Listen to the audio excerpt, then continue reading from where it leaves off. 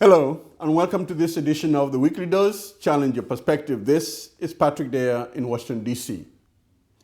The fact that Kenyans are so polarized along political alliance and ethnic tribal lines is unmistaken. You just have to look around you. When you visit the new media, Facebook, Twitter, you see abuses hurled across these lines, belittling each other, calling each other names. Politicians have been known to throw out words belittling the anatomy of the other tribes. During campaigns, you have these words that are dog whistles to demean the opponents. And we've seemed to have taken this to hurt us Kenyans. Recently, at an annual conference here in the United States in Los Angeles, California, Mr. Kinyua Kariuki, Mr. Johnson Kariuki Kinyua, asked a question to the ambassador as to why the committee that was responsible for organizing this conference were all made up of one ethnic group and one gender, no females. Now, I'm not blaming the ambassador. He's pretty new here. And in fact, he has expressed an open policy to his office, to all Kenyans, to visit, that they'll all be served equally. But questions must be asked of such committees that purport to represent the interest of Kenyans and yet be composed of one ethnic group. They could as well held all their meetings in one ethnic language. It is wrong. But as Kenyans, we also must look inside as individuals and say, what is our stake? What is our responsibility to this country called Kenya and to Kenyans? Last year, when the president visited the United States for the African Presidents Conference, he held a meeting for Kenyans. You could as well have counted the number of non-Kikuyus in that meeting in your 10 fingers.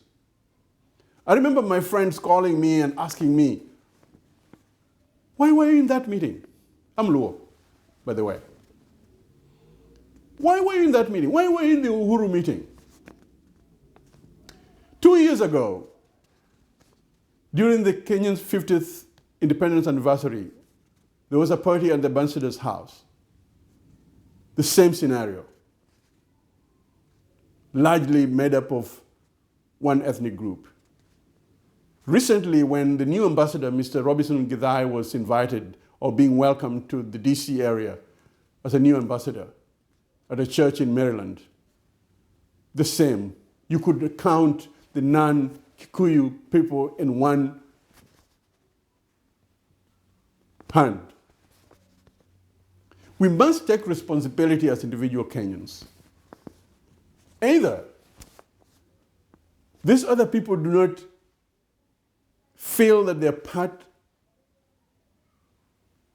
of the society and therefore do not have a stake in it, or they're so polarized to the extent that they will not see beyond the fact that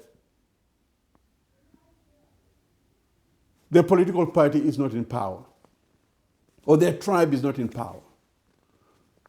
As Kenyans, we must go beyond this if we hope to heal ourselves as a nation, if we want to identify ourselves as Kenyans. Whoever is involved in any organization must recognize that if they're going to have the banner of representing Kenya, they must be constituted and represented in that group as Kenyans.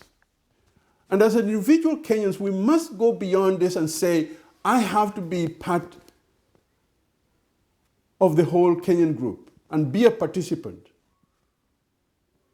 Because after the elections, we must become all Kenyans again. Last week, I talked about the IEBC and how their bungled elections keep polarizing Kenyans along those lines. In 2008, a president sworn in the darkness. Violence broke out. 2013, an election that was not decided until he had to go to the Supreme Court. These are things that keep striking at this wound of ethnicity and keep us apart. Somehow that has to stop. That is my perspective. What's yours?